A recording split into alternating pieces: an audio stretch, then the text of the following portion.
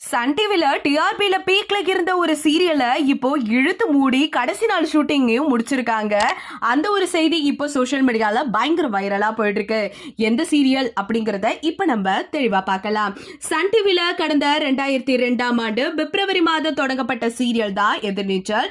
கோலங்கள் அப்படின்னு black Bastar hit அடிச்ச ஒரு சீரியலை இயக்கிய திருச்செல்வம் அவர்கள் தான் இந்த சீரியலும் இயக்கிட்டு வந்தாரு.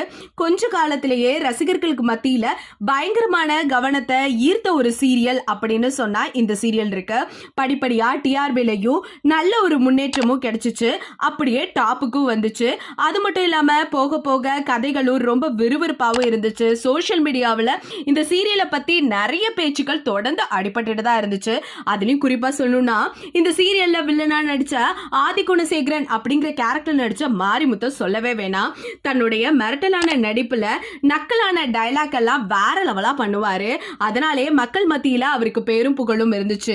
அது மட்டும் இல்லாம அவர் பேசுவாரு ஒரு டைலாக், இந்தாமா ஏ அப்படிங்கிற வசனம் வேற லெவல் ஹிட் அடிச்சது மட்டும் இல்லாம நிறைய மீமுக்கு அது இடம் போனுச்சுன்னு சொல்லியே ஆகணும். மாரிமுத்து பட்டி தொட்டிக்கு எல்லாமே செம்ம ஃபேமஸா ஒரு பக்கம் இருந்துட்டு இருந்தாரு. சினிமாவிலையும் சரி இயக்குனரா இருந்த போதுமே அவருக்கு இந்த அளவுக்கு பெரிய பேரும் புகழும் கிடைச்சிச்சா அப்படின்னு கேட்டா கேள்விக்குறிதான்.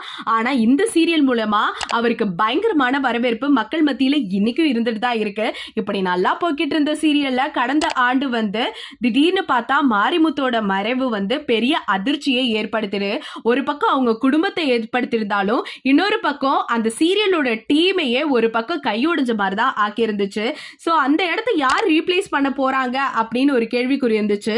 அதை ரீப்ளேஸ் பண்ண வேலராமமூர்த்தி அவர்கள் வந்தாரு. ஓரளவு அவரோட கேரக்டருக்கு ஒத்துப்போன மாதிரி இருந்தாலுமே அந்த அளவுக்கு அந்த நடிப்புக்கு அவரோடது செட்டே ஆகல. அதுக்கப்புறம் அந்த கதையெல்லாம் பார்க்கும் பொழுது கொஞ்சம் சொதப்பலாதான் இருந்துச்சு. டிஆர்பில கொஞ்சமும் சரிஞ்சிச்சு. இப்படியே எதிர்நீச்சல் சீரியல் இப்போ ஒரு வழியா முடிவுக்கு கொண்டு வந்துட்டாங்க.